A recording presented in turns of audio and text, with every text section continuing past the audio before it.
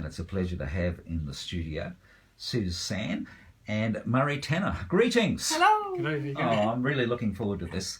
So here's the thing, NZME's got a really good collaboration with the Taranaki Chamber of Commerce, and I understand, Murray, as the proud owner of Alpine Air Taranaki, you went to a network of trades and you won a voucher. Yes, we were invited along as a guest and ended up... that's cool. Our car got drawn out of the I know, and you won a $500 voucher to do a video interview with me. And I had a coffee with you for an hour, and I love doing these because ultimately it's small to medium businesses that pay just about everyone's wages. Yeah. And here you are, what an amazing couple. So normally, it's kind of where we say, ladies and gentlemen, but when we do interviews, we normally go, it's a pleasure to have in the studio Murray and Suzanne. I did it in reverse order. So this is all about you, Suzanne. How are you? I'm good, yeah. You're from England. I sure am, yep. So here's the thing. You did your OE as a good Kiwi boy. When did you go to the UK? Oh, gee, when was that? Late 90s. I've got it written down here if you forget. Early 90s. Early 90s it was, yeah. So, now, were you on a surfing world tour or something? Or yeah, so I'm a keen surfer, so yeah, just sort of followed the waves around the world and did a stopover at England. So. All right. We'll bring you in here, Suzanne, in less than 30 seconds. I don't surf. How did he nab the English Rose from Kent? Okay, so I had a part-time job in a pub. Yes. And he walked in the pub. And Oh, the rest was history. It's a great story. It's a great story. Yeah. So before you guys fell in love and you came here, I think you came to New Zealand in 1995 and you had children. It's just wonderful, and thanks for coming. What was your professional background? I was a conference manager in a venue finding conference agency. Oh. So yeah, Terrific. travelling around everywhere and And for a large part, and this is beautiful if you can do it, you've been a stay-at-home mum, and we can't wait to talk about the children. Yeah. So a little bit about you, Murray. Gee, I didn't realise you were surfing, tramping. What other kind of sporting things do you? Cycling? Yeah, no, I just love the outdoors. Taranaki is a great place to do the outdoors things. So tramping, cycling, mountain biking, surfing. snowboarding, wakeboarding. Wow. I've dabbled in everything over the years, pretty much. Guess what? Now that you own a business, you ain't got much time for that. No, there's not much of that. But staying healthy is really important, isn't it? I still try and get out on the mountain bike every weekend. So. Yeah. This is a good story. How homesick are you for England? Not at the moment, not too much with COVID. I like it here. It's got lots to do, and I like the whole. Everything's just there. You don't have to, just mountain, brilliant. the sea. It's just brilliant. No, I love it. Hey, Murray, a little bit about your professional journey. You've got quite a few credentials. So, and then we're going to get you to explain what Alpine Air Taranaki does, and the fact that you're the master of your destiny. So, just run me through the edited highlights of your working career. Back in '88, I started my apprenticeship at local firm in town, McKinney's. Yes. So I completed that to advanced trade, and then sort of did my OE. That's where I met Suzanne. Came back and bounced around a couple of engineering firms in town, Vickery Engineering, Amtech Engineering, and then went back to got sort of headhunted again to go back to McKinney's. And well, they've had so many name changes, so MCK, and people still refer to the old names. Yeah, MCK. And you were there for 18 years, and you had a fairly responsible role. What was your last portfolio with them, or what were you doing? So I was sort of pretty much managing the fabrication side of the business, looking after all the guys on the shop floor and all the machinery and that sort of thing. So, two questions. We're at a party. What did you do for a living for the 18 years you worked for them? And then the other more specific question, if I was a work broker, what are your skills? So let's try the party question. So what did you do predominantly at MCK for like 18 years? That's a long innings. So maintenance, fitting, and also then it moved into more on the machine shop side of thing, machining, working with CNC machines, computer controlled machinery. Practical, is that more fitter and turning, or like a little bit below engineering? Because I'm a pen pusher, so it's all over my head. So sort of hands-on shop floor sort of manufacturing work. And then I eventually moved into more of a managerial role. Yeah. COVID struck. And there's no way of sugarcoating it. You got made redundant. And even though I'm sure you were love bombed and validated. That hurts, doesn't it? Yeah, it does. It wasn't expected. So I came back after the COVID lockdown, and they decided that it was time to do some restructuring. The uncertain future that was to be COVID. So they restructured, and unfortunately, I was out the door. So with your redundancy payout, and this is the good story, you reinvented yourself. And I love hearing these stories. I don't want to dramatise it like there was adversity, but no, it's, a male's self-esteem is often on how you perceive yourself in the workplace, isn't it? Yeah, well, that's right. I mean, like I came out of there with the redundancy, and I thought, well, what am I going to do? Yeah. There's a lot of people being laid off. The work's not that great. Yeah. So, do I look to find something for myself to do? So that's what we decided to do. And this is the segue to Alpine Air Taranaki. Yep. Now, when I first phoned you, I didn't have time to do my research. I had no idea what the business was. I thought you were search and rescue. I thought, what is Alpine Air? You know what I mean? We get there a little bit. Yeah. But essentially we're automotive air conditioning specialists. Yeah. So, specialise in I'll that. ask you, Suzanne, because you might be able to explain it simply. So if someone said to you, what's Alpine Air Taranaki all about? How would you put it in your words? What services do you provide? We're an automotive air conditioning repair specialist. Yes. And we do replacement, regas, degas, replace your cabin filter, take away your musty smells. Right.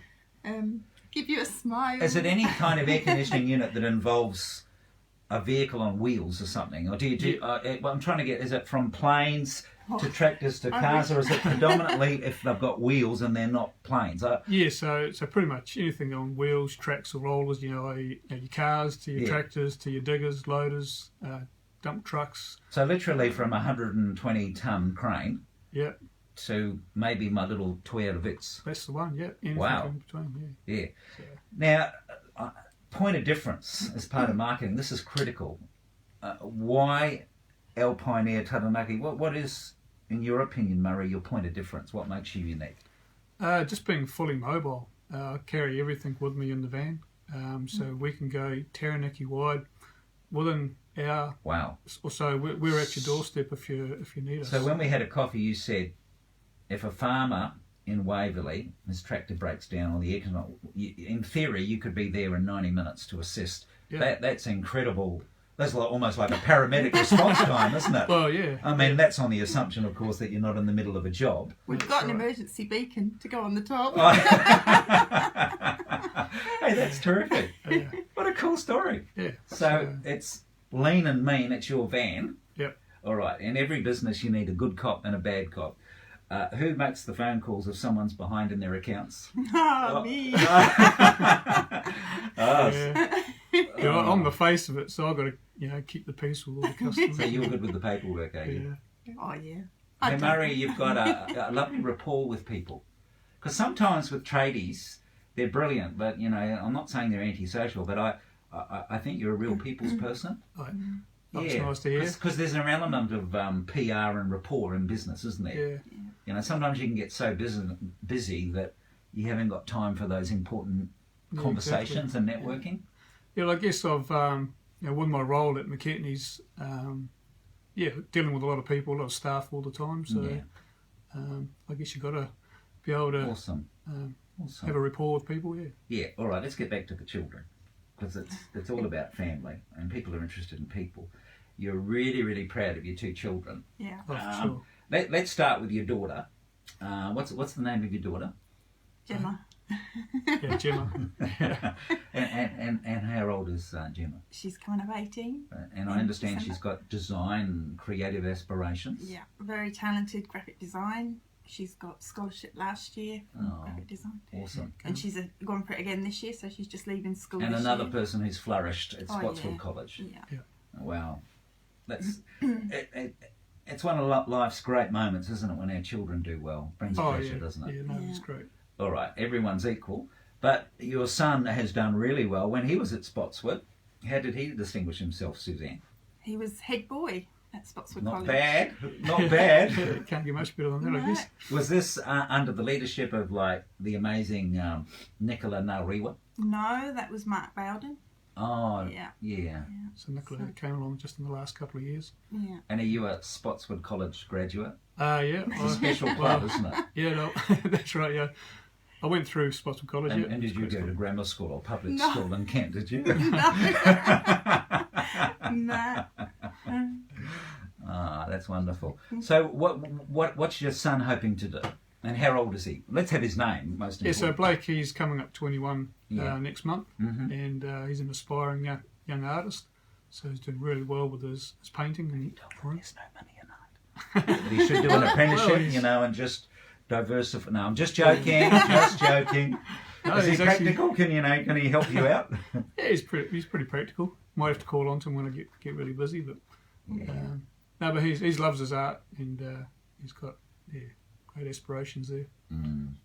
All right, the call to action. It's been lovely talking to you, and people will pick up on your body language, and it's obvious you love one another. But before we do, there's some other important members of the family that will steal the interview, and that is you had this cross between a Cocker Spaniel and a Beagle that lived for was it 15 years or something? Yeah.